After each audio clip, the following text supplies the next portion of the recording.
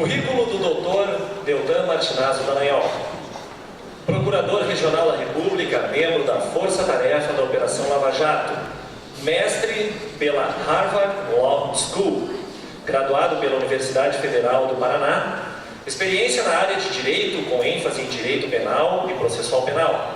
Em especial, prova indireta e crimes contra o sistema financeiro nacional e de lavagem de dinheiro. Formação complementar na Escola Superior do Ministério Público da União. Curso de especialistas em combate à lavagem de dinheiro. Curso de investigação de crimes financeiros e transporte ilegal de moedas. Cursou diversos cursos na área de combate à corrupção e lavagem de capitais. Também cursou a Escola da Magistratura no Estado do Paraná. Com a palavra, o presidente do painel, excelentíssimo senhor doutor Fernando de Pinho Barreto. Obrigado.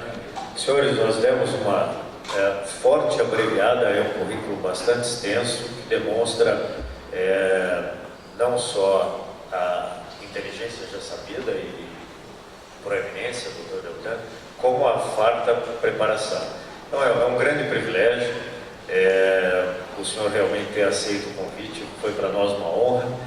Os senhores têm na pasta dos senhores um material criado pela Força Tarefa, que o Dr. Deltan vai mencionar e explicar melhor, e é realmente uma daquelas pessoas que nós admiramos por dar de si por um país melhor, né? É uma batalha de muita dedicação, muitas vezes exigindo bastante sacrifício, até a movimentação pessoal, ir a palestras, etc., além dos embates diários. Então, é realmente com muita honra e muita satisfação que nós recebemos o senhor aqui, e eu já lhe passo a palavra para as suas considerações e a sua palestra. Muito obrigado.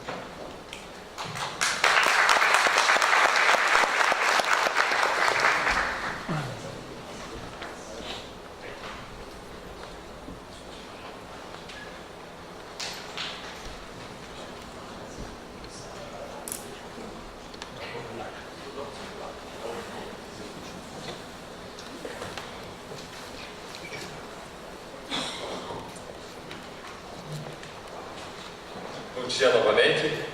Eu preciso começar agradecendo o apoio que tantos de vocês têm dado à Operação Lava Jato. Uma ilustração desse apoio é o fato de que há algum tempo fui ao médico porque eu estava comendo mal, dormindo mal, sem fazer exercícios físicos. Sentei lá num consultório como aqueles que vocês conhecem, com uma pessoa de jaleco branco na minha frente, sisuda, séria, ele olhou para mim e disse: Deltan, pode continuar comendo mal, dormindo mal, sem fazer exercícios físicos, que o corpo aguenta. Mas continua firme lá na Lava Jato, viu? Por isso eu fiquei tranquilo que a saúde vai ficar bem, no caso, né? Já a minha eu não sei. Eu queria mais uma vez agradecer a você, Fernando, pelo esse convite, que nos deu esse espaço para essa discussão tão relevante para a sociedade. E faço essa discussão de modo muito humilde na frente de pessoas que teriam condições de fazer e de conduzir a mesma discussão de modo igual ou melhor, diversos profissionais do direito que atuam inclusive nessa área, mas eu faria a menção especificamente ao colega Carlos Fernando dos Santos Lima, que é a pessoa da Lava Jato, com quem eu mais aprendi ao longo da história, alguém com larga experiência, com uma mentalidade inovadora, ousada e pronto a superar novos desafios em favor da sociedade todo o tempo. Faço isso também na frente do delegado Márcio Anselmo, que é alguém que nós admiramos desde há muito tempo atrás, que levou adiante um trabalho exemplar na Polícia Federal, na Lava Jato. Faço isso também na frente de um juiz federal, que tem conduzido um trabalho firme e imparcial. Um trabalho que merece todo o nosso reconhecimento, elogio, num dos estrados mais complicados da Federação. E tem feito isso de modo corajoso, apesar de todos os riscos e custos pessoais que isso envolve. E, por fim, eu faço isso na frente do Tomislav e do Marcelo Antunes, pessoas que nos retratam nos filmes, o que nos traz uma carga de responsabilidade maior. E eu já disse para eles que eu tenho uma única reclamação em relação ao filme que eles fizeram, que é o fato de que eu sou mais bonito do que o personagem que me representa, viu? E a minha mãe e a minha esposa concordam comigo. São as únicas pessoas que concordam, mas eu acredito nelas. Eu queria começar conversando com vocês sobre o diagnóstico que a Lava Jato faz. Vou pedir para o pessoal projetar. os slides. Bom, quando a gente olha para o que a Lava Jato representa, a maior contribuição que ela fez, a maior contribuição dela... Vocês estavam me ouvindo agora ou estava com o som cortado? Estão ouvindo? Tá. Quando a gente olha para a Lava Jato, a maior contribuição que ela fez para com a sociedade, na minha perspectiva até agora, é o diagnóstico. E quando a gente fala de diagnóstico, a gente pode fazer dois diagnósticos. Um diagnóstico menor, o que a Lava Jato descobriu dentro da Petrobras, e um diagnóstico maior, o que a Lava Jato descobriu em termos de Brasil, em termos das nossas cidades, dos nossos estados e toda a federação. Um estado de coisas que está espalhado por tudo. Primeiro eu vou falar da dimensão menor e depois eu expando para maior. Quando a gente olha o que a Lava Jato descobriu dentro da Petrobras, basicamente a Lava Jato descobriu que, de um lado, existiam empreiteiras, pelo menos 16 das maiores empreiteiras do país, que supostamente deveriam competir por contratos na Petrobras. Só que, em vez de competir por esses contratos, elas se ajustavam. Em reuniões secretas, escolhiam quem ia ganhar cada contrato e o valor de cada contrato. Elas fraudavam a licitação. Do outro lado do balcão, estavam agentes públicos, políticos e partidos políticos que escolhiam para chefiar a Petrobras pessoas incumbidas de arrecadar propinas. Logo, os interesses se encontraram dos dois lados do balcão. E de um lado ao outro do balcão, passou a fluir dinheiro, propina, e essa propina era intermediada por operadores financeiros, em parte doleiros, que são lavadores de dinheiro profissionais. De um lado ao outro do balcão, fluíram mais de 6 bilhões de reais. E esse dinheiro fluiu por uma série de esquemas sofisticados de lavagem de dinheiro. Para nós termos uma ideia desses esquemas sofisticados, basta nós olharmos operações de compensações como aquela feita por Alberto Youssef. Nesse esquema aqui, nós temos que empreiteiras, a fim de pagar propinas, faziam contratos de consultoria fictícios com empresas de fachada. Empresas como essas aqui, MO, GFD Investimentos, RCI Softwares, Empreiteira Redidez e outras. Essas empreiteiras faziam esses contratos de consultoria fictícios, serviços que jamais foram prestados, mas serviços que montavam em dezenas de milhões de reais, e a partir daqui o dinheiro era distribuído pelo operador financeiro que controlava indiretamente essas empresas, do Alberto Youssef, para partidos políticos e políticos. E como que ele fazia para transformar o dinheiro bancário em dinheiro em espécie? Bom, doleiros são muito especialistas em operações de compensação. O que ele fazia? Ele aproveitava que existia muita gente com dinheiro em espécie na 25 de março querendo pagar os seus fornecedores estrangeiros. Então, comerciantes da rua 25 de março, lá de São Paulo, que vendem muitas mercadorias da China, recebiam dinheiro em espécie e eles pagavam os seus fornecedores, mas em grande medida eles faziam operações de importação subfaturada. Por quê? Porque eles queriam pagar menos imposto. Então, o item valia 10 e ele pagava 5. Ele declarava que valia 5 para a Receita, e quando ele declarava que valia 5, ele ia mandar para o exterior 5 e não 10. Mas o fornecedor estrangeiro não ficava contente, ele queria evidentemente o resto do dinheiro. E para ele mandar o resto do dinheiro, ele procurava Alberto Youssef e entregava esse dinheiro em espécie para Alberto Youssef. Por outro lado, as empreiteiras que queriam pagar propinas transferiam o dinheiro para as contas daquelas empresas que supostamente prestavam serviços, mas que na realidade não prestavam serviços, eles não existiam. E aí, a partir das contas dessas empresas, viam o que o Alberto Youssef fazia? Usava esse dinheiro das empreiteiras para pagar as importações subfaturadas dos chineses no exterior. Fazia importações fictícias para remeter esse dinheiro, fez importações que valeram centenas de milhões de dólares em poucos anos, sem que entrasse um produto sequer em contrapartida. Mas esse dinheiro saía e lá no exterior era destinado para pagar os fornecedores chineses dos comerciantes a 25 de março. Ou seja, o dinheiro das empreiteiras ia para os comerciantes chineses. E por outro lado, ele pagava o dinheiro em espécie que ele recebeu dos comerciantes chineses e distribuía para os partidos políticos e políticos envolvidos. Esse é só um dos esquemas de compensação financeira. Então veja que, se você seguisse a clássica estratégia follow the money, você descobriria que ela é uma falácia. Porque se você fosse capaz de seguir o dinheiro que saiu das empreiteiras, onde é que ele foi parar? Em fabricantes chineses. E se você seguisse o dinheiro dos comerciantes a 25 de março, quando conseguisse colocar um chip lá no dinheiro, vamos supor que conseguisse, e seguisse o dinheiro, onde é que o dinheiro dos comerciantes foi parar? Com os políticos, com os partidos políticos e com os agentes da Petrobras. Mas espera aí, agentes a 25 de março pagavam os políticos, os partidos políticos? Claro que não. Era uma compensação financeira que era feita. Bom, quando nós fizemos, a partir de colaborações premiadas, um trabalho consistente, buscas e apreensões, o que se descobriu foram documentos como esse. Nesse documento, por exemplo, todos esses documentos aqui são públicos. Nesse documento, por exemplo, várias empreiteiras, você vê iniciais delas lá nas colunas, estavam dividindo obras da Petrobras. Então aquele ajuste, aquele cartel, era documentado muitas vezes pelas próprias empreiteiras, nas suas reuniões, dizendo a ordem de prioridade de cada empreiteira sobre cada obra da Petrobras. Documentos como esses foram apreendidos, documento ainda como esse. Porque as empreiteiras, elas tinham esses ajustes do cartel, faziam acordos, mas, como em toda atividade humana, surgiam naturalmente conflitos de interesses, conflitos entre as empreiteiras. E elas não poderiam buscar a justiça para resolver esse conflito, não é verdade? Não tinha como ir lá na justiça e falar, olha, a obra é minha e não do outro, porque a gente já acordou que essa obra é minha, que ele não vai participar. Então eles começaram a desenvolver regras para regular o funcionamento do cartel, só que eles não podiam chamar essas regras de regras do cartel. Eles chamavam essas regras de campeonatos esportivos, disfarçavam as regras do cartel de regras de campeonatos esportivos. Houve várias regras de campeonatos esportivos. Um deles foi o Tatu Tênis Clube, assim eles chamavam o documento. Outro é esse documento, um documento de campeonato esportivo, e vejam como é que é definida esse campeonato lá em cima. Ó. Definição: vem a ser uma competição com a participação de 16 equipes, coincidentemente eram 16 as grandes empreiteiras que estavam formando o núcleo do cartel, estruturadas em uma liga que se enfrentarão entre si com terceiros, cabendo ao vencedor uma premiação a cada rodada, definida aqui como um troféu.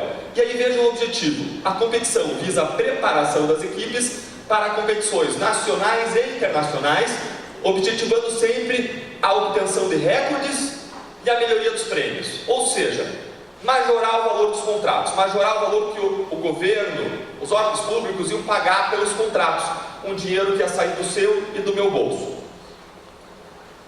E é interessante que várias daquelas empresas de consultoria que eram usadas para repasse do dinheiro, para lavar o dinheiro, quando você olhar, a empresa tinha recebido dezenas de milhões de reais nas empreiteiras, mas se olhar o sócio, ele não tinha capacidade financeira para ter aquela consultoria. Você olhar os sócios e os funcionários, quando tinha funcionários, em vários casos não tinha, eles não tinham capacidade ou habilitação técnica para prestar aquele tipo de consultoria especializada. Muitas vezes eram pessoas que eram visivelmente laranjas. Quando você ia olhar o site na internet, você descobria que a empresa não tinha site na internet, embora recebesse dezenas de milhões de reais em supostas consultorias. E quando você olhar o lugar físico, você encontrava uma portinha, ou como no caso de uma empresa, dessas empresas de lavagem de dinheiro, que se chamava Só Terra. Quando a gente foi procurar a sede, adivinha o que a gente encontrou? Só Terra, ironicamente. Bom, alguns dados desse esquema: de um lado a outro do balcão fluíram propinas que representavam 3% do valor dos contratos. Isso significou mais de 6 bilhões de reais. Os prejuízos causados à Petrobras são mais de 40 bilhões, mas o que mais assustou é que esse esquema se tornou sistêmico. Quem ganhava cada licitação sabia quanto que tinha que pagar, 3% e para quem tinha que pagar. Agora, gente, por que esses altos executivos da Petrobras, cada um deles ganhava mais de 100 mil reais por mês contando os bônus? Por que um cara que ganha esse dinheiro vai se corromper? Você ficaria feliz ganhando um salário de 100 mil reais por mês? Paga as suas contas? Tá bom para você 100 mil reais por mês? Por que alguém que ganha 100 mil reais por mês se corrompe? Por que você acha? Porque se ele não se corrompesse, ele não estaria lá. O esquema não era um esquema de funcionáriozinhos da Petrobras ou de executivos da Petrobras, o esquema era um esquema político partidário. Ele era colocado lá com a missão de arrecadar propinas, e se não fosse assim, ele sequer estaria lá. Bom, não surpreendentemente, esse esquema vai muito além do caso Petrobras. Quando a gente olha o sistema de governo brasileiro, de presidencialismo de coalizão, nós sabemos que um presidente, para governar, ele não governa sozinho. Ele precisa formar uma coalizão de partidos políticos e políticos que o apoiem, para ele passar as legislações do Congresso Nacional, de que depende a governabilidade. E acontece que no Brasil nós temos 35 partidos políticos, o maior número de partidos políticos efetivo no mundo. Isso faz com que a negociação desse apoio muitas vezes acabe descambando para o ilícito, o que se descobriu no mensalão, em que se pagavam mesadas para conseguir apoio parlamentar, e o que se descobriu depois da Lava Jato, em que se aceitavam indicações políticas de pessoas para cargos públicos e todo mundo sabia que essas pessoas eram colocadas lá para arrecadar propinas, se aceitava essas indicações dentro do esquema de loteamento de cargos públicos para garantir a governabilidade. E não é à toa que a Lava Jato se expandiu para outros órgãos públicos. Se o esquema era político-partidário, não tinha razão para ele estar restrito a Petrobras, e não tinha razão mesmo. Por isso que a Lava Jato logo se expandiu para outros órgãos, como Ministério do Planejamento, Eletrobras, BR Distribuidora, Transpetro, Caixa Econômica Federal, outros bancos que fornecem empréstimos baratos, órgãos públicos estaduais no Rio de Janeiro, lá na investigação sob a supervisão do juiz Marcelo Bretas, órgãos públicos estaduais em Minas Gerais, em São Paulo, no Paraná e assim por diante. E qual que é o esquema básico? O esquema básico que a Lava Jato revelou, que vai muito além da Petrobras, a gente pode resumir no seguinte modo: partidos, muitos partidos e políticos desonestos escolhem para chefiar órgãos públicos federais, estaduais e municipais pessoas incumbidas de arrecadar propinas. Uma vez chefiando esses órgãos públicos, essas pessoas vão fraudar licitações, vender licenças, vender empréstimos baratos em favor de empresas que concordam em pagar propinas em troca de lucros extraordinários. Isso gera um caminhão, uma montanha de dinheiro. E a grande questão é: para onde que vai todo esse dinheiro? A gente vai conversar um pouco sobre isso também, mas ainda aprofundando um pouco esse grande esquema geral. Era um esquema político-partidário, não era da Petrobras. Um colaborador da Lava Jato, Sérgio Machado, chegou a dizer que a Petrobras é a madame mais honesta dos cabarés do Brasil. O que ele buscou transmitir com isso? Ele disse: ó, meus amigos, isso aqui não é o esquema da Petrobras. Do mesmo modo, um político de velha guarda que fez acordo de colaboração do Partido Progressista, o Pedro Corrêa, ele disse que esse esquema de indicações políticas para arrecadar propinas, que são usadas para enriquecer os envolvidos e para financiamento de campanhas, é um esquema que não é de hoje, vem pelo menos desde o governo Sarney, segundo ele. E outras pessoas dizem que esse esquema vem desde muito antes. Uma empreiteira apenas na Lava Jato, uma só, implicou 415 políticos de 26 diferentes partidos. Então não é problema de um partido A ou de um partido B, é um problema sistêmico. Foram implicados por essa empreiteira quase um terço dos senadores, quase um terço dos ministros de Estado e quase metade dos governadores brasileiros. Isso nos dá uma dimensão concreta do tamanho do que a gente está falando. Uma outra empresa fora da Lava Jato implicou mais de 1.800 políticos.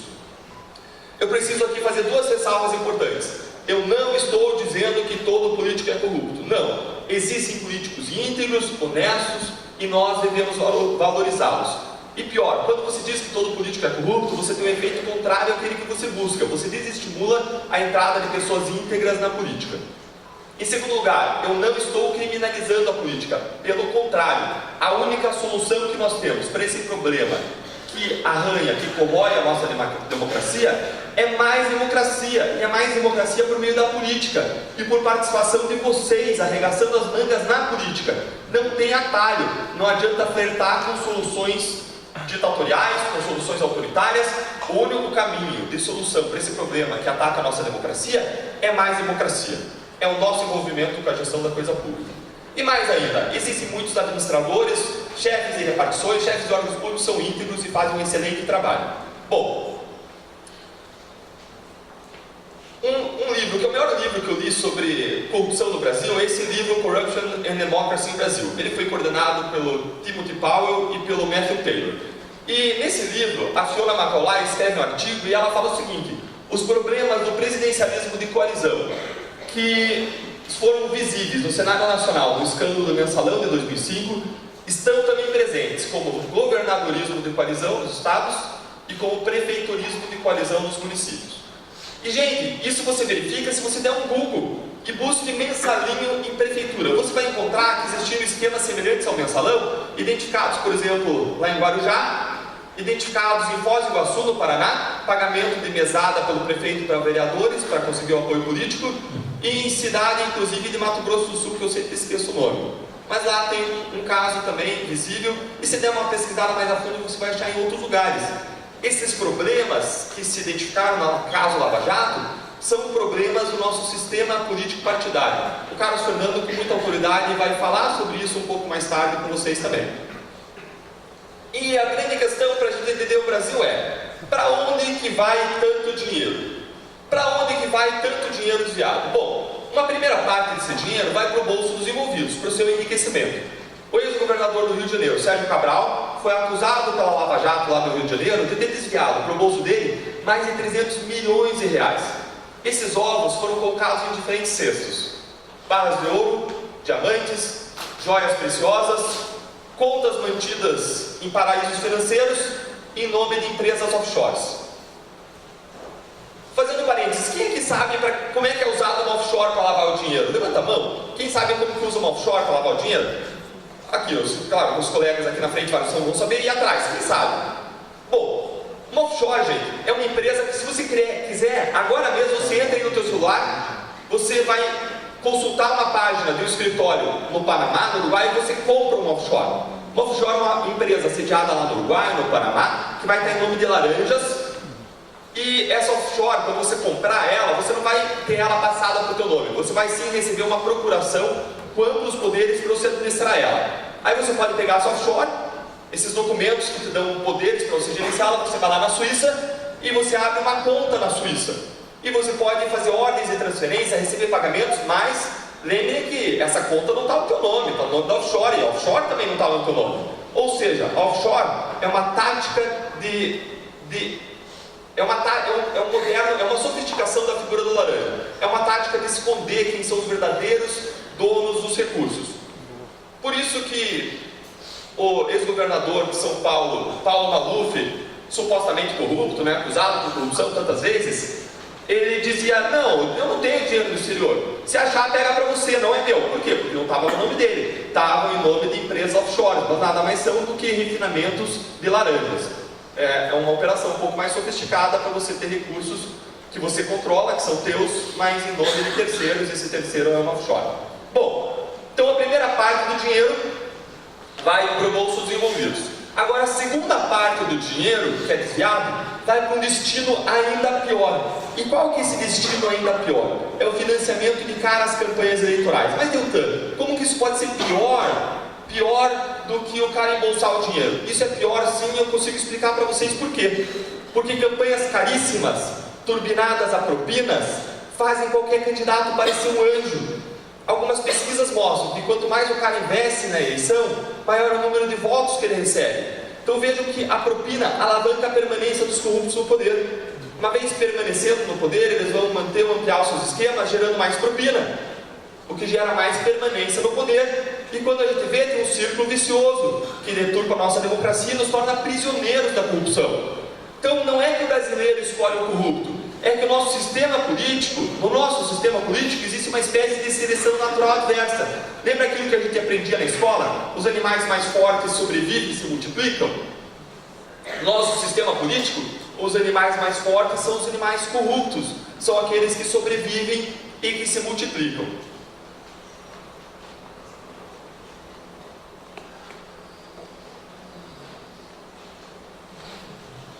No mar de candidatos, e nas últimas eleições nós tivemos mais de 500 mil candidatos, a gente vota em quem aparece mais. As pessoas votam em quem aparece nesse mar, quem desponta nesse mar. Quem desponta é quem gasta mais. Quem gasta mais, não raro, arrecada mediante arrecadação de propinas. A gente vai falar um pouquinho mais sobre isso também.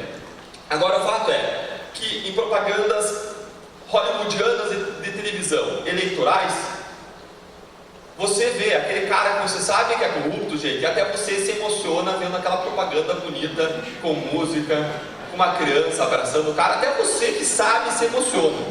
É o poder, a força do dinheiro e do marketing. Então a gente tem um círculo vicioso que gera essa seleção natural dos corruptos. Bom, esse gráfico aqui, ele é um gráfico do Jaime Nicolau, e ele mostra a relação entre gastos, quanto mais para a direita, mais se gastou, e número de votos recebidos, quanto mais para cima, mais se gastou. São dois gráficos iguais aqui, ó, um do lado do outro, eles estão separados aqui, não está muito claro, mas eles estão separados aqui. Esse gráfico é igual a esse, só que a diferença é que quem está em azul foi eleito e quem está em vermelho não foi eleito. Aquela bolinha amarela e aquela bolinha amarela, elas são sobrepostas, são a mesma área, você poderia sobrepor esses dois gráficos. E o que esse gráfico mostra é que quanto mais a pessoa gasta, quanto mais para a direita vai, mais ela recebe votos. Maior é o número de votos, existe uma forte correlação entre gasto e voto. Quando você pega aquela bolinha, eu vou ampliar aquela bolinha agora na próxima figura. Quando você pega aquela bolinha, você vê aqui, quem está para a direita, quem mais gastou para a direita dessa terceira linha, ó, quem mais gastou, em geral, foi eleito. Se você tem alguém que mais gastou e que não foi eleito, foi uma pessoa nesse gráfico aqui. Tá? Vermelhos são os não eleitos, azuis são os eleitos. Se tem uma pessoa que mais gastou e não foi eleito, foi só uma. Você vê que existe uma clara correlação. Quem se elege é quem mais gasta. Existe uma forte influência do poder econômico sobre o número de votos. Eu vou passar um vídeo que fala um pouco sobre tudo isso que a gente está falando. Opa! Pedi para a mesa me ajudar? O empresário preso na Lava Jato descreveu em detalhes como funcionava um dos esquemas bilionários de corrupção nas grandes empreiteiras do país. Em depoimento ao juiz Marcelo Bretas, ele também explicou o que era a lasanha de propina. Adir Assad é engenheiro. Ele admitiu ao juiz que a grande obra da vida dele foi montar um esquema para ajudar as empreiteiras a corromper políticos no Brasil e a lucrar também. Tudo é uma questão de dinheiro. Para se eleger um deputado federal, custa 30 milhões. Para eleger um deputado estadual, custa 20 milhões. Tanto é que eu forneci para todas as empreiteiras. Porque a gente tinha essa facilidade desse crime. Né? O crime é contra os cofres públicos. Dinheiro tirado das obras. No esquema, as empreiteiras contratavam as empresas de Adir Assad para fazer terraplanagem. E o serviço não era feito. Mas ele emitia notas fiscais milionárias, mesmo sem ter removido um grão de areia. Cobrava uma comissão de até 14% e devolvia a maior parte do dinheiro para a empreiteira que contratou o serviço. E em espécie, dinheiro vivo. Então, como nós fazíamos? Nós colocávamos uma ou duas máquinas em cada obra. Se nós pegarmos ali o valor das notas fiscais, fica evidente que não tem como 1,2 milhão, 1,1 milhão cada nota fiscal. Se nós dividirmos isso por R$100 a hora, a máquina precisa trabalhar 6 meses de noite, sábado e domingo, sem manutenção, tal, para durar 2 anos para chegar no faturamento desse. O esquema era muito procurado porque Adir Assad tinha facilidade em conseguir dinheiro vivo, na boca do caixa. Como também era dono de empresas que promoviam shows, usava ingressos e mimos para seduzir gerentes de bancos. E os ingressos à vontade para gerentes, para diretores, né? Não só o ingresso, né? O diretor, eu chegava o diretor e falava, você gosta do YouTube? Então eu vou arrumar para você ir lá no camarim, fazer uma foto com ele. O apetite por propina era tão grande que eles criaram até um apelido para as malas de dinheiro que circulavam pelo país: lasanha. A gente não colocava mais que 150, 170 mil reais por mala, porque ela fazia um tipo de uma lasanha, vai. Uma fiada de roupa, não sei o quê, uma fiada de dinheiro, não sei se tinha um papel, plástico que eles colocavam, e aí ia isso tudo por avião. Adir Assad se tornou tão importante no esquema de corrupção que, segundo ele, as empreiteiras ficaram preocupadas quando foi chamado para depor na CPMI, que em 2012 investigava as relações de Carlinhos Cachoeira com agentes públicos. Adir Assad disse que só Andrade Gutierrez gastou 30 milhões de reais em propina para os deputados não incomodarem. Para matar a CPI, tanto é que o dia que eu cheguei lá na CPI, foi uma maravilha. Eu cheguei lá, estavam todos os deputados, senadores, todo no telefone, para não fazer pergunta para mim. Quer dizer, pagamento de propina. Miou, né? A hora que eu cheguei lá, parecia que eu fui lá fazer uma palestra. Nossa, vai, senta aí, acabou, vai, fecha. Foi uma tranquilidade. Adir Assad achou que nunca seria preso e contou porque acreditava nisso. Mas aí, a partir do momento que o senhor vê que a gente mandava ou recebia algum pagamento como se fosse lá de fora, do PSDB, da turma do PSDB, e dava um dinheiro aqui pro PT, aí fala, agora ninguém vai me prender. Como é que vai me prender? Eu arrumo dinheiro pro PT, depois do PSDB, eu sou o rei do mundo, ninguém vai pôr mais a mão em mim, eu nunca vou ser preso. Adir Assad está preso desde o fim do ano passado, mas não perdeu o orgulho de ser o criador de um esquema bilionário de corrupção.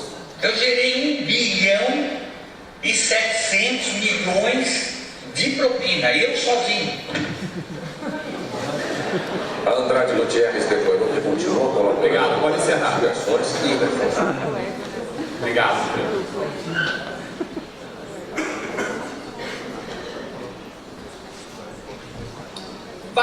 para esse vídeo, ele pode destacar. Vocês viram como ele fazia operações também casadas de lavagem de dinheiro?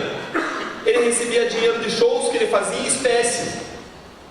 E esse dinheiro, ele tinha uma facilidade para usar para pagar propina. Ele já tinha o dinheiro em espécie gerado pelo pagamento dos ingressos. Já o dinheiro que ele recebia, por exemplo, de empreiteiras, ele poderia utilizar para pagar os custos daquele evento, pagar os artistas que iam cantar, e assim por diante. Ele poderia facilmente casar operações também.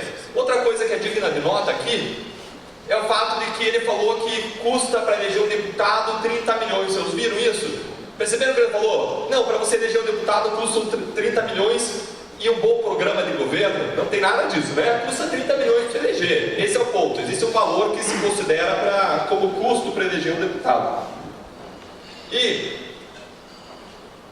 só essa pessoa, como ele colocou, lavou mais de 1 bilhão de reais. Para vocês terem uma ideia da dimensão do que a gente está falando, mais de 1 bilhão de reais. Um dos vários lavadores de dinheiro profissionais que foram pegos na Lava Jato. Bom, e aí vem aquele argumento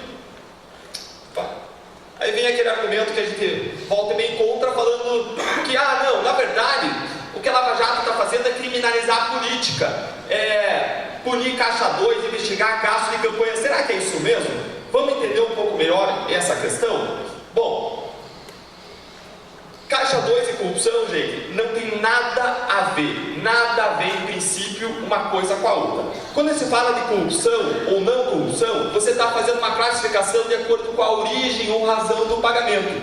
Algo é corrupção quando se vende o serviço público, e não é corrupção quando não se vende o serviço público.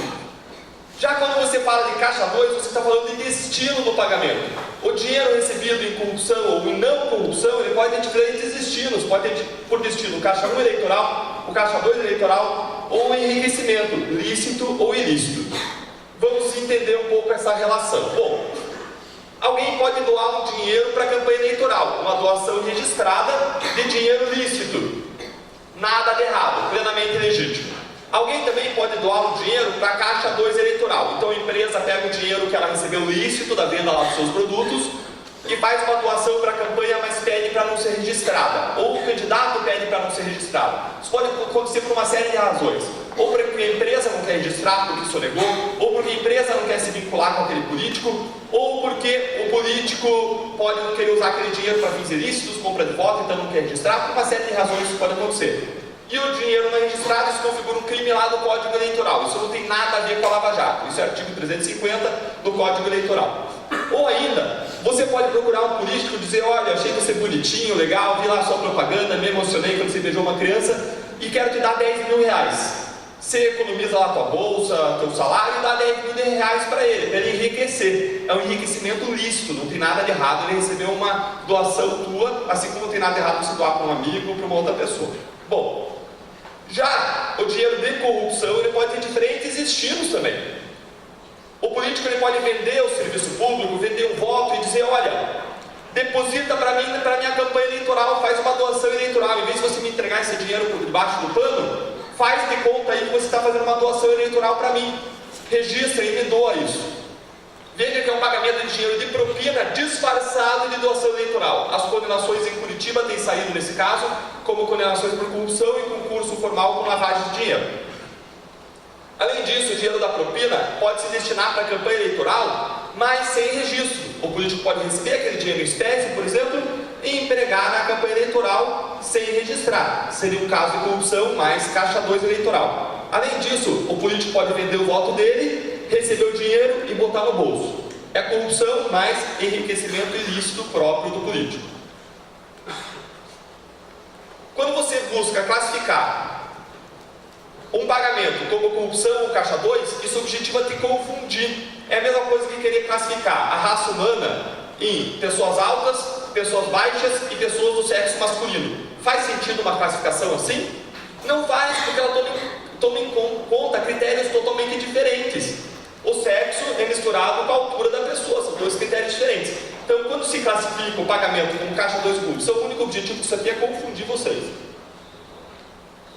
E para que serve confundir? Serve para eles tentarem aprovar uma anistia Caixa 2 no final do ano de 2016, que na verdade é anistia de corrupção. E quando a gente deu o texto lá da anistia, a gente vê que o texto foi feito de modo malandro, propositalmente, para permitir a discussão sobre o perdão das penas de corrupção. Lá no final de 2016, não sei se vocês lembram, mas teve essa discussão no Congresso, a sociedade se revoltou, se manifestou por redes sociais, e teve até uma reunião pública do presidente Temer com os presidentes da Câmara dos Deputados e do Senado, se reuniram num domingo, fizeram uma coletiva dizendo que não ia ter mais essa anistia Caixa 2. Mas na verdade, o que a anistia Caixa 2 objetivava, na nossa percepção, era dar um perdão, ou permitir a discussão do perdão sobre o dinheiro de corrupção que foi investido em campanha eleitoral. O dinheiro de corrupção investido em campanha eleitoral não será punido nas esferas penal, a doação contabilizada, não declarada, omitida e assim por diante. Veja que eles estão dando um perdão de acordo com o destino do dinheiro, ignorando a origem do dinheiro. Então não importava se o dinheiro vinha ou não de corrupção, seria dado um perdão sobre aquela atividade. Um ponto importante, de novo, Lava Jato não criminaliza a política. Lava Jato não criminaliza a política. Lava Jato identifica fatos, busca provas, e se aquele fato é definido na lei como crime e está comprovado, aplica a lei, como aplicaria para caso que identificasse crimes cometidos por médicos no ambiente da medicina, como aplicaria se identificasse crimes cometidos na área de contabilidade e assim por diante. E a gente tem vários exemplos da Lava Jato, posso citar aqui 3 exemplos em que houve condenações confirmadas em segunda instância, em que houve essa combinação de corrupção em Caixa 1 ou Caixa 2. Um dos exemplos, eu vou passar rapidamente, foi um exemplo em que houve corrupção, pagamento de propina de mais de 200 milhões de dólares. Parte desse dinheiro, 4,5 milhões de dólares, foi usado para pagar dívidas de campanha, foi usado para a Caixa 2 eleitoral, para pagar financiamento eleitoral. Parte do dinheiro, então, da propina foi usada para depositar em favor de marqueteiros políticos que tinham sido responsáveis pela campanha, e esse depósito foi feito como? Adivinha? Lá no exterior. Uma empreiteira brasileira tinha uma conta offshore no exterior, usou essa conta offshore para transferir o dinheiro para outra conta offshore, mantida no exterior por parte desses marqueteiros políticos, e isso aqui foi deduzido da conta de propinas devidas pela empreiteira para o partido político. Esse é um dos exemplos. Outro exemplo. Agora, corrupção mais doação em Caixa 1, doação eleitoral oficial. Teve um caso em que a gente identificou o pagamento de propinas de 30 milhões em 2014, adivinha para quem? Para quem estava lá na CPI da Petrobras. Adivinha qual que era o objetivo da CPI da Petrobras? Identificar crimes da Petrobras. E aí essa CPI, pessoas dessa CPI se corromperam justamente para que fossem escondidos os crimes praticados na Petrobras. É a raposa cuidando do galinheiro, uma linguagem muito direta. E o destino de 7 milhões de reais pagos por 2 empreiteiras foram justamente doações eleitorais feitas para a coligação partidária pela qual aquele senador concorria à sua reeleição. Ou seja, ele falou, se você me pagar, eu vou te dar proteção nessa CPI. Mas, na hora de pagar, ele disse, olha, faz para mim uma doação eleitoral oficial. É corrupção disfarçada de doação eleitoral oficial. Esse esquema aqui, ele retrata um dos esquemas de lavagem de dinheiro de uma das acusações criminais feitas pela Força Tarefa em Curitiba. A gente acusou a corrupção e aqui a gente retratou, na própria denúncia tem esse esquema, como que aconteceu a lavagem de dinheiro. De modo muito resumido, você vê aqui o dinheiro saindo da Petrobras e o dinheiro caminhando lá no final para contas do exterior, mantidas por parte de funcionários da Petrobras e para políticos e partidos políticos. Esse dinheiro fluiu por meio das empreiteiras que fizeram a obra da Petrobras, e eles lavaram dinheiro de diferentes formas. Então veja que essa mesma empreiteira, ela passou dinheiro para o Assad, para o Adir Assad, aquela pessoa do vídeo que vocês viram, aquele operador financeiro transformou o dinheiro em espécie para eles. Essa mesma empreiteira passou dinheiro para as empresas do Alberto Youssef, aquelas empresas de consultoria fajutas, que geravam dinheiro para pagar o Partido Progressista.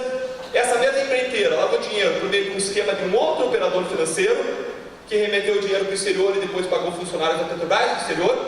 E essa mesma empreiteira fez pagamentos de doações eleitorais oficiais para um determinado partido político. Agora, quando a gente for olhar essas doações eleitorais oficiais, olha as características dessas doações eleitorais oficiais. Essas doações foram feitas por meio de 24 doações, inclusive em ano fora de campanha eleitoral, no total de 4,26 bilhões de reais. Primeiro, já chama a atenção o quanto não é usual. Alguém vai fazer uma doação eleitoral e parcelar a doação eleitoral. Agora, o que mais chamava a atenção é que esses pagamentos dessas parcelas, dessa, entre aspas, doação eleitoral, eram feitos logo depois da empreiteira receber o dinheiro dos pagamentos da Petrobras. Então a empreiteira recebia o pagamento da Petrobras por aqueles contratos superfaturados, ajustados com base em pagamento de propina, e uma parte dos valores era paga, uma parte da propina era paga logo em seguida por meio de doações eleitorais oficiais. Isso aconteceu ao longo de vários meses.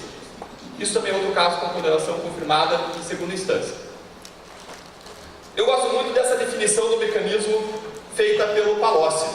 A gente estava lá numa audiência do caso do ex-presidente da República, e o ex-ministro Palocci não era nosso colaborador. A gente não fez acordo de colaboração premiado no Ministério Público com ele. Depois, posteriormente, a polícia fez acordo de colaboração com ele, mas naquele momento ele não era colaborador. Ele pretendia colaborar com a justiça. Você não sabe até que ponto ele está disposto a dizer a verdade. Então ele fez até algumas perguntas para ele e parou. E aí veio um advogado de defesa forçando e querendo mostrar a tese de defesa dele, fazendo perguntas. Ele lá foi o advogado de defesa e falou: e o senhor sabe dizer qual é a relação desse imóvel, o triplex, com esses 8 contratos da Petrobras que eu citei aqui no início das minhas perguntas? E aí lá vem o Palocci escrevendo o mecanismo de modo muito sucinto. Ele fala: sei sim, é assim. A empresa trabalha com a Petrobras dá vantagens para a empresa. Com essas vantagens, a empresa cria uma conta para destinar aos partidos políticos que a apoiaram. O presidente mantém lá diretores que apoiam a empresa para dar a ela contratos. Esses contratos geram dinheiro. Ela faz lá os seus gastos, compra os seus presentes, remunera os seus diretores, paga os seus funcionários e reserva o dinheiro. Algumas vão criar operações estruturadas, outras criam caixa 2, outras criam doleiros, e com esse dinheiro pagam propina aos políticos. Agora, o que eu mais gostei foi a resposta final do advogado. Certo. Né? Tá bom então, certo. E qual que é o impacto disso? O impacto da corrupção sobre o processo eleitoral. Gente, o impacto é imenso. A estimativa do gasto médio para a campanha de governador no Rio de Janeiro em 2014 era de 26 milhões e meio de reais. Mas o que aconteceria se Sérgio Cabral destinasse para as eleições metade do que ele é acusado de desviar, metade dos 300 milhões de reais? Gente, tem chance para alguém se ele investisse 150 milhões contra um gasto médio de campanha de 26 milhões? Não tem chance para ninguém. Além disso, a Lava Jato acusou outros partidos da Lava Jato, o Partido Progressista, de ter recebido mais dinheiro em propinas ao longo de 10 anos do que em verbas do fundo partidário. Com um detalhe: essas propinas eram só um pequeno pedaço das propinas, provavelmente, em que esse partido está envolvido, porque eram propinas pagas por 10 das empreiteiras, e tinha mais empreiteira que pagava propina, em relação a uma das diretorias da Petrobras. Quando aquele partido ele tinha indicações feitas não só para aquela diretoria, mas para vários outros órgãos públicos, nas esferas federal, municipal e estadual. E quando você olha essa fatiazinha de 10 empreiteiras em uma das áreas da Petrobras, o dinheiro das propinas superou a verba do fundo partidário que o partido recebeu ao longo de 10 anos. Ou seja, as propinas desnivelam o campo do jogo democrático. Em favor de quem? Em favor dos corruptos, exatamente.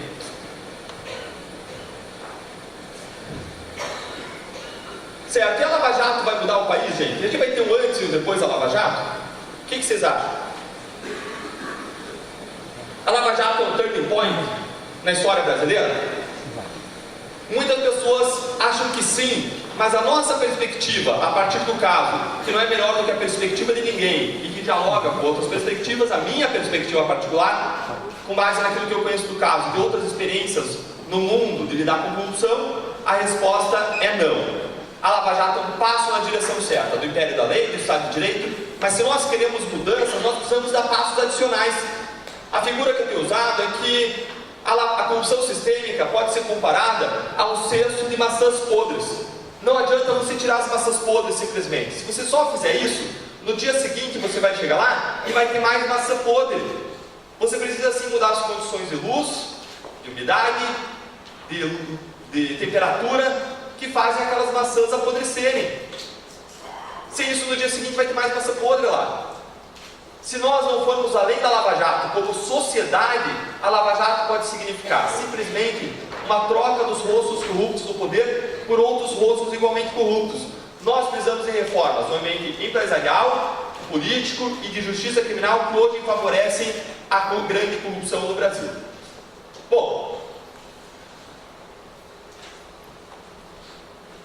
e quais reformas são essas? Eu vou acabar passando por questão do tempo, porque a gente já está um pouco apertado em tempo, eu vou acabar passando algumas informações.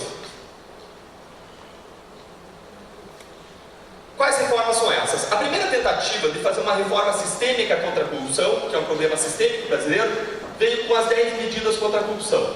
As 10 medidas contra a corrupção pode até ser que você não concorde com alguma das medidas, mas o ponto não é a solução oferecida.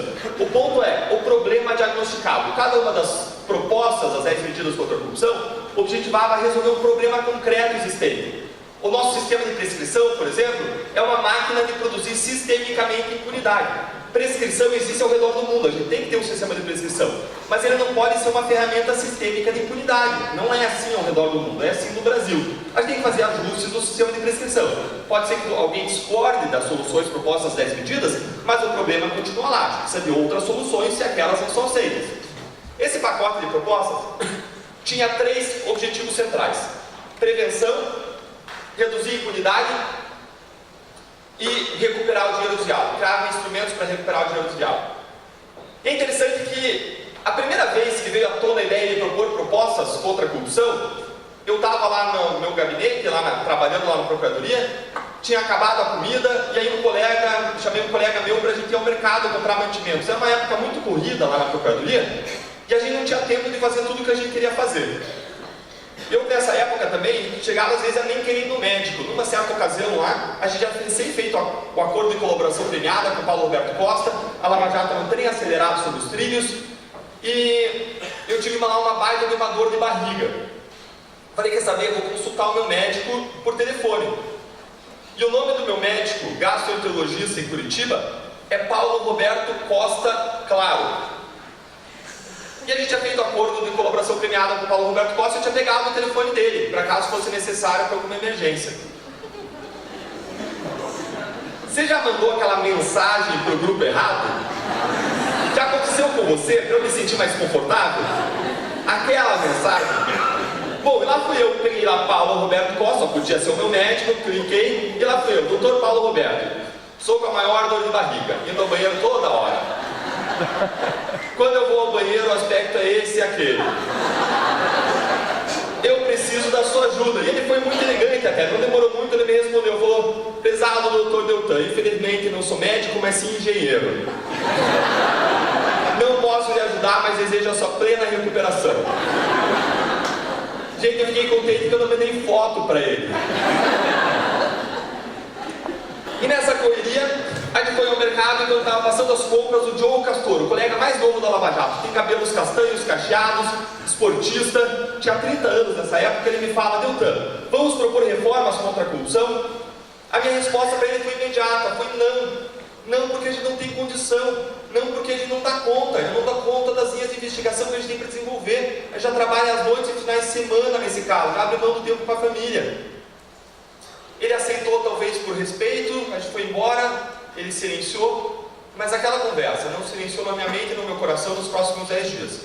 E aí eu voltei e disse para a equipe, escrevi um e-mail falando que eu sabia que estava todo mundo sobrecarregado, mas se nós queremos vencer a corrupção no Brasil, a gente precisa de reformas adicionais, e além da Lava Jato, e existem momentos que exigem um esforço cívico maior de cada um de nós, e aquele era um desses momentos. A partir daí que começou esse grande processo de redação de reformas, reformas foram redigidas, elas tinham esses 3 pilares centrais, foram apresentadas para a sociedade, e logo depois de apresentadas para a sociedade, elas caíram no vazio, ninguém mais falava delas. Você já se sentiu impotente em relação à grande corrupção brasileira? Você já sentiu que o melhor que você pode fazer é insuficiente, não vai mudar o problema como um todo? Eu me senti exatamente assim. E eu tenho uma dica para você, para quando você não sabe o que fazer. Quando você não sabe o que fazer, faça aquilo que você sabe, faça aquilo que está ao teu alcance. Eu passei a fazer palestras como essa, mais focada nas 10 medidas contra a corrupção, explicando para a sociedade. Numa delas, uma pessoa se levantou, veio falar comigo e disse, se é para essas 10 medidas funcionarem, elas têm que ser da sociedade, não pode ser do Ministério Público. Essa pessoa passou a reunir lideranças da sociedade civil, e numa dessas reuniões eles tiveram a ideia de coletar assinaturas. Mas para a gente transformar isso aqui num projeto de lei de iniciativa popular, eram necessárias mais de 1,5 milhão de assinaturas. Um número recorde, um número absurdo, Ainda mais a pessoa tinha que fazer isso no papel, colocar lá o nome da mãe, CPF, RG, data de nascimento, endereço. Muitas pessoas tinham medo de fazer isso. Mas porque vários de vocês se envolveram. Porque a sociedade civil se envolveu, foram coletadas mais de 2 milhões de assinaturas, um número recorde no tempo recorde. Com essa força, essas propostas chegaram ao Congresso Nacional, tramitaram com um projeto de lei de iniciativa popular, numa comissão especial, que ouviu mais de uma centena de especialistas, e no final do ano aprovou as propostas de modo unânime, quase integralmente. Em seguida, as propostas foram para o plenário da Câmara dos Deputados. E o que aconteceu dali foi num contexto de reação às investigações, reação contra a Lava Jato. O plenário da Câmara dos Deputados tomou aquelas propostas e, na calada da madrugada, na noite seguinte ao acidente que vitimou o time da Chapecoense, enquanto o Brasil chorava a tragédia, eles destruíram uma proposta depois da outra. Naquela madrugada, eles não enterraram simplesmente propostas anticorrupção. Eles enterraram as minhas esperanças, as esperanças de muitas pessoas, a gente construir um Brasil melhor para depois da Lava Jato. Eu lembro como eu acordei na manhã seguinte, desolado, fui até a sala, onde estava minha esposa, minhas crianças brincavam ao redor. Ela levantou, me abraçou, apertado, e disse: meu amor, a gente vai com você para onde você quiser. Se você quiser ir para o Japão, a gente vai com você. Eu fui até o carro, passei a dirigir para a Procuradoria, e pela primeira vez em toda essa história, eu tive vontade de desistir. Eu tive vontade de desistir porque eu tenho plena consciência de que a Lava Jato é insuficiente para controlar esse grande problema. Se a gente quer controlá-la, a gente precisa ir além da Lava Jato como sociedade. O meu filho, a essas alturas, ele tinha 2 anos de idade. E desde que ele tem 2 anos, a gente gosta de montar Lego. Lá no meu Instagram, lá você vai ver um Lego que eu montei com a minha filha, com a Luísa, mais nova do que ele. E a gente sentava para montar Lego na sala, num tapete felpudo, colocava lá uma plataforma para ficar estável e montava com aquelas peças grandes, coloridas. Ele gostava de montar torres altas, e quando aquela torre crescia, invariavelmente ela caía sobre ela mesma. E o meu filho queria parar de brincar e se colocava a chorar. E o que eu dizia para ele era: filho, não adianta chorar, chorar não vai resolver o problema. Tenta mais, tenta de novo, tenta diferente. Na vida, todos vocês vão ter frustrações. Todos vocês. Talvez seja um concurso que você não vai passar, talvez seja um problema familiar, uma dificuldade profissional, um caso criminal que não funciona, um ministro que solta e ressolta corruptos poderosos. Todos nós vamos ter frustrações, mas cabe exclusivamente a você decidir qual é a sua atitude diante da frustração. Você pode usar aquilo para você amargar, para você ficar uma pessoa amarga, para desistir, ou você pode usar aquilo como instrumento para melhorar, para crescer, para tentar mais, tentar de novo, tentar diferente, talvez ampliar a base do Lego, ampliar a base, aumentar os esforços. E 2 entidades da sociedade civil, altamente reconhecidas, viram naquela derrota uma oportunidade para tentar mais, tentar de novo e tentar diferente. Elas são a FGV e a Transparência Internacional. Juntas, elas lideraram mais de 200 especialistas a partir daí e construíram o maior pacote anticorrupção da história mundial. Esse pacote se chama As Novas Medidas contra a Corrupção. Esse pacote é um pacote de 70 propostas que atacam a corrupção em 12 frentes diferentes. Eu costumo dizer que esse pacote é o posto Ipiranga do combate à corrupção. Tudo que você pensar que é bom contra a corrupção, tem onde que tem isso aqui? Tem esse pacote. Para vocês terem ideia de quanto que ele é bom, ele melhora a seleção. Os critérios de seleção dos ministros do Supremo Tribunal Federal e dos conselheiros dos tribunais de contas pelo país. Ele estende a lei da ficha limpa para todos os funcionários públicos, não mais só políticos. Esse pacote ele aumenta um pouco a pena da corrupção, agiliza processos, cria instrumentos para recuperar o dinheiro desviado. Ele propõe ainda a desburocratização, porque a burocracia propicia oportunidades para que se criem dificuldades para vender facilidades. Ele propõe ainda a inserção do tema de corrupção nas escolas, ensino básico e ensino médio. Esse pacote ele ainda propõe a punição de partidos políticos que se envolverem com corrupção, estimula a democracia dentro dos partidos, passa a exigir transparência no modo como os partidos gastam o dinheiro da sociedade. Ele criminaliza o enriquecimento ilícito de funcionários públicos, ele aumenta a transparência de modo geral em todos os gastos de todas as esferas e todos os poderes, e assim por diante. Esse pacote foi submetido a uma ampla discussão na sociedade. Se ele for aperfeiçoado e aprovado no Congresso, ele vai revolucionar a luta contra a corrupção no Brasil. E aqui, a gente, profissionais do direito, a gente tem que fazer uma meia-culpa, gente. A gente tem que assumir a nossa responsabilidade. Nós, muitas vezes, ficamos como operadores do direito, apertando parafusos, como naquele filme Tempos Modernos do Charlie Chaplin. Eu não sei se você lembra desse filme, mas nesse filme, o Charlie Chaplin lá, ele ficava como um funcionário de uma grande fábrica, apertando parafusos. E ele saía dali só pensando em apertar parafuso. E ele perdia a dimensão do que acontecia no final da linha de produção.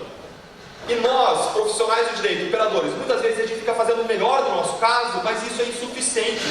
Se nós queremos mudança, nós precisamos mudar as engrenagens do sistema que fazem com que no final dessa linha de produção o resultado contra pessoas poderosas, corruptos poderosos na nossa sociedade, seja nenhum ou quase nenhum. Segundo um estudo, 97 a cada 100 casos de corrupção no Brasil acabam em plena impunidade. Eu estou falando dos casos de corrupção comprovada, não dos casos de corrupção não descoberta ou descoberta e não provada. 97 a cada 100 acabam em plena impunidade. E a Lava Jato? A Lava Jato é um ponto fora da curva. Nada mudou no sistema para mudar essa equação. Os filtros são os mesmos. É difícil descobrir, quando é descoberto é difícil provar. Quando é provado, em geral, nossos casos são anulados. Como se anulou lá uma busca e apreensão num apartamento, se criou a prerrogativa agora de prerrogativa de foro do departamento funcional, como essa ideia esdrúxula que se criou e se anulou provas que foram colhidas naquele apartamento, que foram colhidas não para investigar a senadora, mas o marido dela que não tinha foro privilegiado. Ou se não são anuladas, o caso demora décadas na justiça, basta olhar para trás. Não é um diagnóstico furado. Olha para trás, caso dos anões de orçamento, década de 90. Várias, como o Márcio Anselmo mostrou, eu li no teu Instagram ontem, Márcio, que você mostrou o caso dos anões de orçamento, não foi? Várias empreiteiras e pessoas depois pegas a Lava Jato. O que aconteceu? Não foi ninguém punido, é isso, não é? Nenhum deputado foi punido. Para não dizer que ninguém foi punida uma pessoa em 2014, 20 anos depois, adivinha quem foi? O delator do esquema. Que mensagem que a gente quer passar com isso? Mais ainda, caso Marca Fonte Cidadã, outro caso da década de 90, desvio bilionário de recursos. Vocês devem lembrar desse caso porque é o caso do Salvatore Cacciola, que fugiu do Brasil com medo de ser pego. Ficou na Itália, protegido, e decidiu ir passear em Mônaco. Grande erro dele. Foi preso em Mônaco, trazido para o Brasil e ficou preso. Mas esse caso tinha outros réus que foram condenados também por aqueles desvios. Sabe o que aconteceu com outros réus? Sabem quantos foram punidos? Nenhum foi punido, nenhum. Em geral, os casos prescreveram. Qual que é a mensagem que esse caso passa? Se praticar corrupção, gente, não saia do Brasil. Aqui é o lugar para você ficar. Que sistema de justiça é esse? E não adianta de colocar a responsabilidade nos parlamentares. Não adianta a gente esperar que vai aparecer um anjo lá no Congresso Nacional e vai dizer, isso aqui que precisa mudar. Não, se tem que haver mudança, tem que partir de nós, operadores do direito, que conhecemos o sistema. Em vez de a gente fazer TCC, monografia de final de curso, dissertações sobre o sexo dos anjos, a gente tem que fazer cada vez mais sobre coisas concretas, sobre coisas que podem mudar a nossa realidade, que podem fazer com que o nosso sistema de justiça funcione como em países democráticos, respeitando direitos humanos, mas entreguem para a sociedade aquilo que ele espera de nós. Nós precisamos atuar não só dentro dos nossos gabinetes, mas fora dos gabinetes, postulando, organizando, propondo reformas, lutando para que elas aconteçam. Nesse sentido que vem essas propostas. Mas aí você pode me dizer, Deltan, de que adianta essas propostas? De que adianta essas propostas se as 10 medidas foram enterradas? Um pesquisador sueco, Borowski, ele fala que congressos altamente corruptos não vão passar grandes propostas anticorrupção, porque não interessam, eles perdem os privilégios e passam a correr o risco de ser punidos. Você que está preocupado com o horário, né, Fernando? Já estou acabando, tá? De que adianta? Vão ser de novo enterradas essas propostas. Conscientes disso, entidades da sociedade civil se reuniram para buscar uma solução para esse problema. E eles propuseram uma grande campanha de corrupção. Quem está lá nessa campanha são Transparência Internacional, a maior entidade anticorrupção do mundo, Observatório Social do Brasil, Instituto Contas Abertas, Instituto Etos, muito respeitado no meio empresarial, Movimento de Combate à Corrupção Eleitoral, que foi o protagonista da Ficha Limpa, e outras entidades todas apartidárias e altamente respeitadas, e propuseram uma grande campanha para este ano de 2018. E o objetivo dessa campanha é incentivar que cada cidadão vote em pessoas da sua preferência partidária, mas em pessoas que atendam 3 requisitos básicos: passado limpo, compromisso com a democracia e apoio a essas novas medidas contra a corrupção. E lá no site você pode assinar embaixo dessa ideia dizendo, eu vou votar de acordo com esses 3 requisitos. Eu queria incentivar você a fazer isso, porque se é para a gente mudar o país, nenhuma pessoa e nenhum grupo de pessoas vai mudar o país. Aquela Aquela ideia de que a Lava Jato tem heróis, ela é péssima. Primeiro porque ela é uma grande mentira. Se alguém vai mudar o país, é a sociedade, são vocês. Em segundo lugar, porque quando você tem heróis, você fica como espectador esperando que os heróis se salvem. Ou ainda você fica como vítima, dizendo, foram os portugueses que nos colonizaram. Os portugueses já saíram daqui há mais de 100 anos. Ou ainda diz, são os representantes que não nos representam. Gente, hello, a gente tem eleição cada 4 anos. A gente tem sim solução, mas para isso a gente tem que ser menos vítima, menos espectador, tem que ser mais protagonista da nossa vida, mais senhor da nossa história. A gente tem que escrever o livro do nosso destino. Agora isso vai acontecer se você, como cidadão, decidir se envolver. E eu queria para isso deixar um desafio. Lá na página dessa campanha você encontra tudo. Você encontra panfletos como esse que você recebeu no material. Eu ando com esses panfletos na minha mochila e eu entrego onde eu vou. Se eu entro no Uber, eu entrego para o motorista do Uber. Você vai encontrar lá materiais, folders, vídeos para compartilhar, toda uma série de materiais para você se envolver e fazer essa mudança acontecer pelas suas próprias mãos. E lá nessa página vai estar foto das pessoas, dos candidatos a deputado federal e senador que preenchem os 3 requisitos. Essa campanha é focada só em senador e deputado federal. Por quê? Porque eles vão voltar ao Congresso Nacional e que podem ou não aprovar essas novas medidas que vão nos trazer uma nova perspectiva do país. Eu queria deixar um desafio hoje para vocês. Você está disposto a ajudar? Você está disposto a nos ajudar nessa campanha? Quem está? Levanta a mão para eu ter uma ideia. Sensacional, gente. O meu desafio é, nos próximos 3 dias, você falar para 5 pessoas sobre essa ideia. 5 pessoas, incentivar a entrar lá, conhecer, concordando, assinar. 5 pessoas, 3 dias. É pouco, eu sei que alguns de vocês vão espalhar para centenas, milhares de pessoas, mas é propositalmente pouco. Você topa essa ideia? Quem topa? Levanta a mão. Sensacional, gente, é assim que a gente vai mudar o Brasil. Assim, e o desejo do meu coração é que você saia daqui hoje um pouquinho diferente do que você entrou. Que você saia daqui hoje mais determinado a lutar, a dizer que essa terra não é propriedade privada de corruptos, é sim propriedade privada de brasileiros e brasileiras que têm fome e têm sede de justiça e que com perseverança vão alcançá-la. Que a gente possa sair daqui cada vez mais, com a mente e o coração mais conscientes de que se o brasileiro é aquele que não desiste nunca, nós somos brasileiros e nós aqui não vamos desistir do nosso país. Muito obrigado a todos vocês.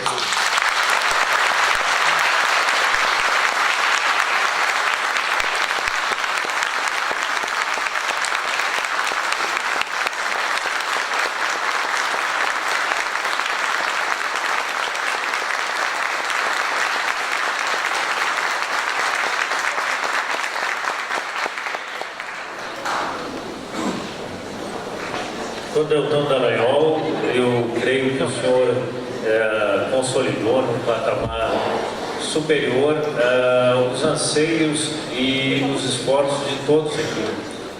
A comissão científica desse evento e os amigos palestrantes que vêm objetivam isso. Todos nós doamos o nosso tempo, doamos a nossa energia. Dr. Carlos Fernando, nós vamos falar aqui da comissão científica toda, Dr. Márcio Anselmo. Justamente no intuito disso, nós empreendemos nosso tempo, investimos recursos para que os senhores tenham este tipo de comunicação, este tipo de proposta, né? Afinal, é preciso fazer algo, né? Não podemos ser passageiros do trem da história, nós temos que tomar as rédeas do nosso futuro, futuro dos nossos filhos. E eu parabenizo pela clareza, pela sintetização e pela gentileza de estar conosco. Receba a nossa homenagem.